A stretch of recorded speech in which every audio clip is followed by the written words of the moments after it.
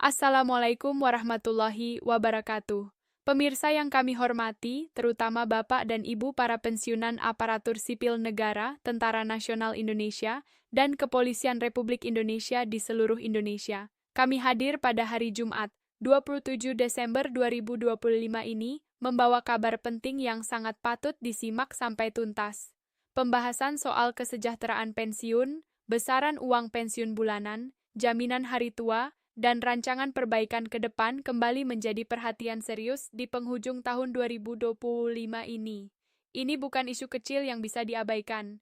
Ini menyangkut ketenangan hidup Bapak Ibu setelah puluhan tahun mengabdi dengan penuh dedikasi. Insya Allah penjelasan kami pada tanggal 27 Desember 2025 ini akan dibawakan dengan bahasa yang mudah dipahami, urut, dan lengkap, seperti siaran berita resmi yang kredibel. Tenang saja, kami akan jelaskan perlahan tanpa membuat Bapak Ibu lelah mengikuti, karena informasi seperti ini memang sangat penting dan layak ditonton sampai akhir. Realitas yang harus dihadapi pemirsa, inti persoalannya sederhana namun sangat menyentuh.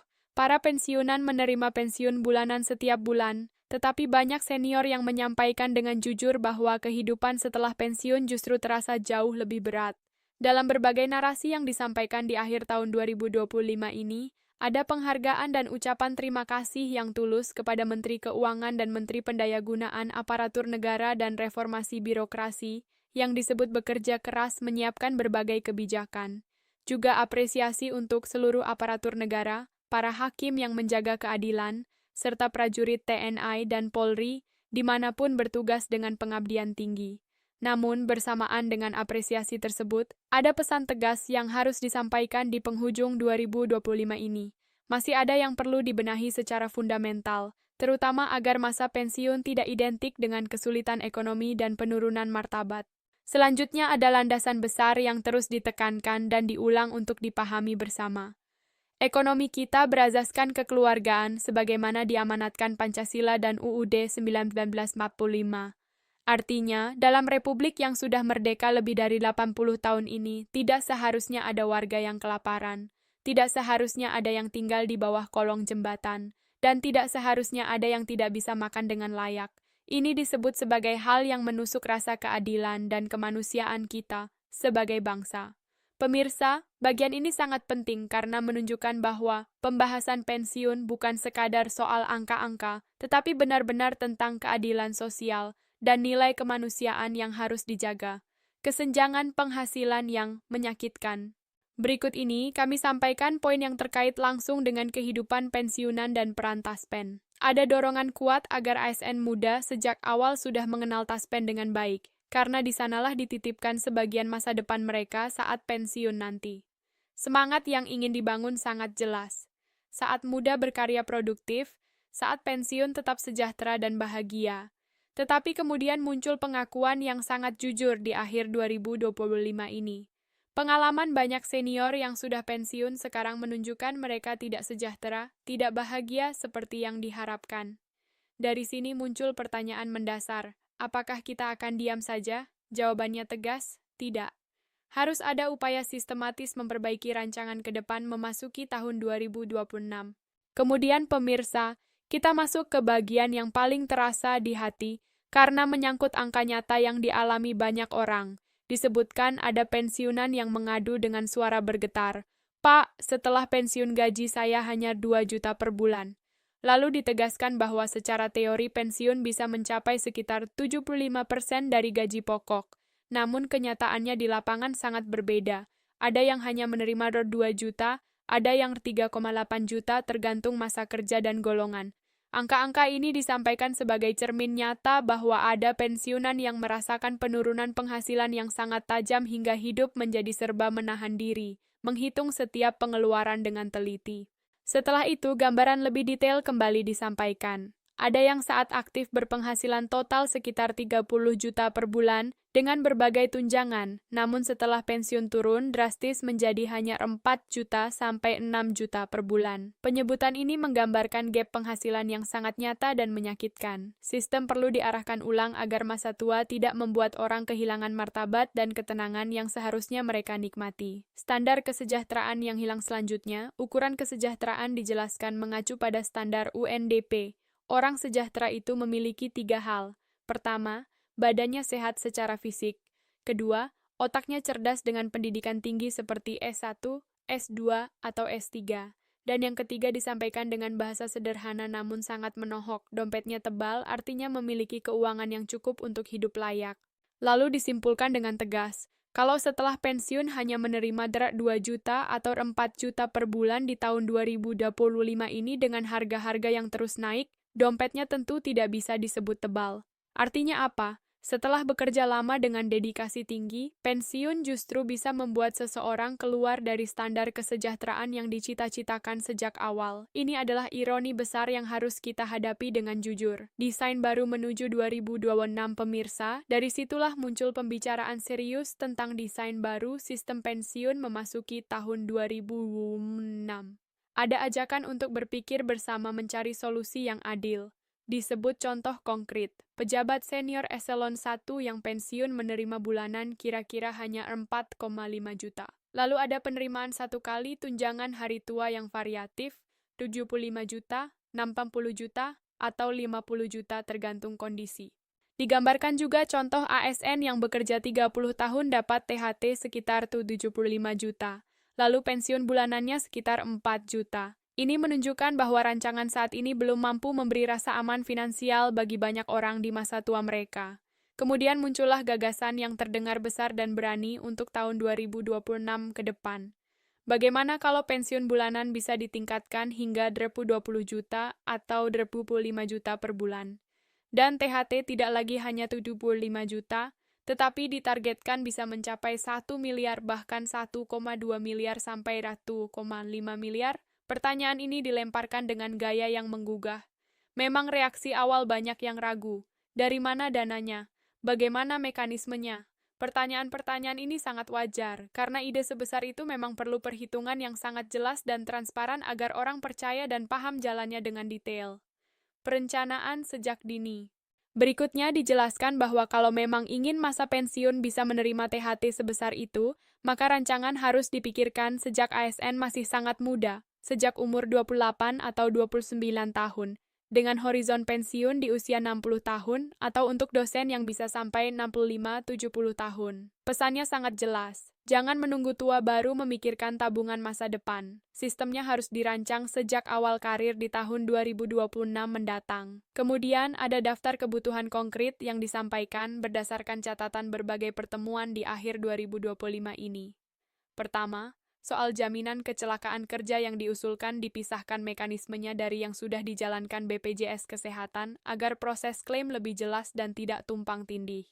Kedua, rancangan pensiun baru yang ditujukan agar bisa mencapai 50% sampai 75% dari take home pay saat masih aktif.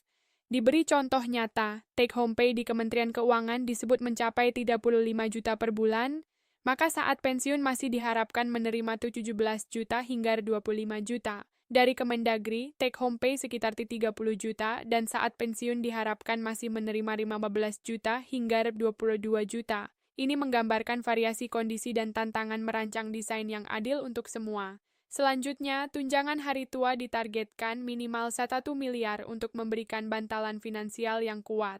Lalu diberikan contoh praktis yang mudah dipahami. Setelah menerima THT tersebut, dana bisa ditempatkan sebagai deposito di Bank Mandiri Taspen atau bank terpercaya lainnya.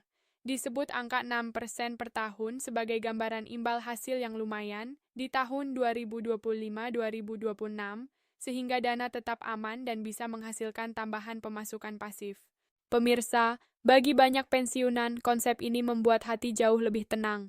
Bukan hanya mengandalkan uang bulanan yang terbatas, tetapi punya dana besar yang bekerja secara aman, menghasilkan passive income untuk menambah kualitas hidup. Kemudian disampaikan juga jaminan santunan. Bila meninggal saat bekerja, minimal santunannya 100 juta. disertai penegasan bahwa kita tidak berharap terjadi, tetapi perlindungan harus disiapkan dengan matang. Program perumahan untuk ASN muda. Setelah itu, pembahasan bergeser ke isu yang sangat dekat dengan kehidupan ASN muda di akhir 2025, kepemilikan rumah. Ada impian besar agar semua ASN punya rumah sendiri, karena disebutkan ratusan ribu ASN baru belum punya rumah di tengah harga properti yang terus meroket. Lalu ada kritik halus namun tepat. Taspen selama ini lebih dirasakan oleh pensiunan atau saat kegiatan korpri. Sementara ASN muda secara individu belum terlalu merasakan manfaatnya dalam kehidupan sehari-hari. Dari sinilah muncul gagasan program yang sangat konkret dan inovatif untuk tahun 2026. Gagasannya begini, ASN yang belum punya rumah disiapkan apartemen oleh Taspen dan tinggal gratis tanpa bayar sewa. Tetapi ada mekanisme disiplin finansial yang dibangun. Setiap bulan ASN menyetor deposit, contohnya 2 juta, atau bisa disesuaikan 1 juta atau 1,5 juta. Setelah 60 bulan atau sekitar 5 tahun, seluruh dana deposit itu dikembalikan penuh 100%. Dana terkumpul kemudian digunakan sebagai uang muka untuk membeli rumah sendiri. Setelah itu, ASN keluar dari apartemen untuk mulai membeli rumah dengan uang muka yang sudah terkumpul. Dengan izin Allah, ini digambarkan sebagai cara efektif membantu ASN muda yang selama ini kesulitan mengumpulkan uang muka. Pemirsa, dijelaskan pula mengapa ASN muda sangat sulit membeli rumah dengan sistem saat ini. Kalau kredit bank biasa, mereka harus menanggung 2 beban sekaligus, cicil uang muka dan cicil angsuran rumah. 2 kali cicilan ini sangat berat, gaji habis. Ditambah tenor kredit yang sering hanya 15 atau 20 tahun membuat cicilan bulanan semakin besar. Harapannya tenor bisa diperpanjang sampai 30 tahun agar jauh lebih ringan. Selanjutnya, cara membangun apartemen disebut bisa bekerja sama dengan pemerintah daerah menggunakan mekanisme BOT, Build Operate Transfer, atau BTO, Build Transfer Operate. Tujuannya agar program ini bertahap, terukur, dan bisa menjadi pilot project yang sukses. Lalu ada hitungan skala yang menarik. Bila misalnya 3.000 ASN menyetor deposit RAB 2 juta per bulan, akan terkumpul 6 miliar per bulan. Dalam setahun diperkirakan menjadi sekitar 72 miliar atau lebih. Dana ini disebut bisa dikelola dengan profesional untuk memberi manfaat lebih luas kepada lebih banyak ASN. Transparansi iuran dan edukasi. Kemudian pemirsa masuk ke penjelasan penting tentang peningkatan manfaat pensiun.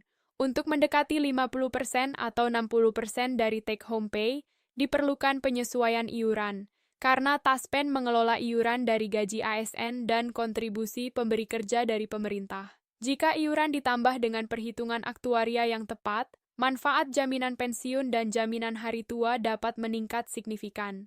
Lalu ada catatan pengalaman yang sangat menarik. Selama 23-24 tahun menjadi ASN, banyak orang tidak sadar berapa potongan iuran yang sebenarnya diambil karena langsung dipotong oleh pemberi kerja secara otomatis.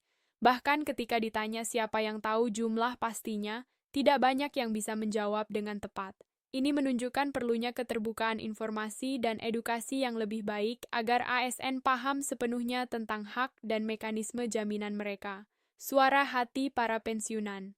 Pemirsa, di sela-sela pembahasan angka dan rancangan kebijakan, ada suara hati para pensiunan yang sangat sering kita dengar di akhir tahun 2025 ini dan sangat menyentuh. Ada yang berkata dengan lirih, saya tidak ingin kaya, saya hanya ingin tidak merepotkan anak-anak saya. Ada yang mengatakan dengan nada sedih, kalau obat bulanan saja harus dihitung satu persatu, rasanya sedih sekali. Ada pula yang tetap menahan diri sambil mengucap Alhamdulillah masih diberi kesehatan oleh Allah. Semoga rezeki terus dicukupkan. Cerita-cerita seperti ini bukan untuk menyalahkan siapapun, tetapi untuk mengingatkan bahwa masa pensiun adalah masa yang seharusnya dijaga kehormatannya dengan sistem yang lebih adil dan manusiawi. Harapan memasuki 2026.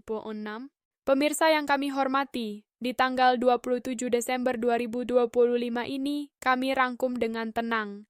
Gagasan besar yang disampaikan berpusat pada membuat masa pensiun jauh lebih sejahtera melalui penguatan desain pensiun dan THT yang lebih besar, transparansi sistem iuran yang lebih jelas, perlindungan santunan yang memadai, serta inovasi program perumahan bagi ASN muda yang konkret dan bisa langsung dirasakan. Memang masih ada banyak bagian yang membutuhkan detail teknis lebih lanjut dan penghitungan aktuaria yang cermat. Namun arah dan pesan besarnya sudah sangat jelas di penghujung 2025 ini. Jangan biarkan orang-orang yang sudah bekerja lama dan mengabdi dengan tulus menjadi tidak sejahtera justru di masa pensiun mereka.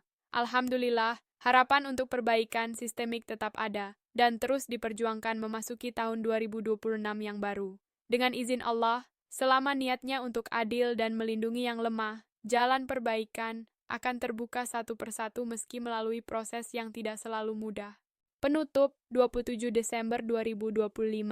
Bapak, Ibu, di hari Jumat 27 Desember 2025 ini, mohon tetap tenang dan tidak panik. Jangan mudah termakan kabar simpang siur yang tidak jelas sumbernya. Pegang prinsip bahwa informasi resmi yang jelas dan terukur jauh lebih menenangkan daripada rumor yang hanya membuat hati gelisah dan pikiran tidak tenang. Terima kasih yang sebesar-besarnya kepada Bapak dan Ibu yang sudah menyimak dengan sabar sampai akhir. Terima kasih yang tulus atas pengabdian luar biasa Anda kepada Republik Indonesia selama puluhan tahun. Semoga Allah senantiasa menjaga kesehatan Bapak Ibu, memberi ketenangan jiwa, dan meluaskan rezeki yang penuh berkah di tahun 2026 yang akan segera tiba. Kami mengingatkan dengan lembut, bersabarlah dan berharaplah dengan penuh keyakinan. Karena kesabaran itu adalah kekuatan sejati, dan harapan itu adalah bagian dari iman yang harus terus dijaga dalam hati.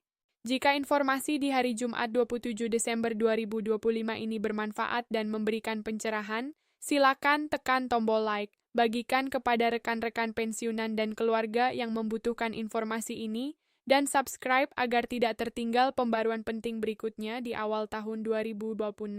Insya Allah kami akan terus hadir membawa update terbaru dan penjelasan lanjutan yang lebih detail dalam siaran dan video berikutnya di tahun 2026.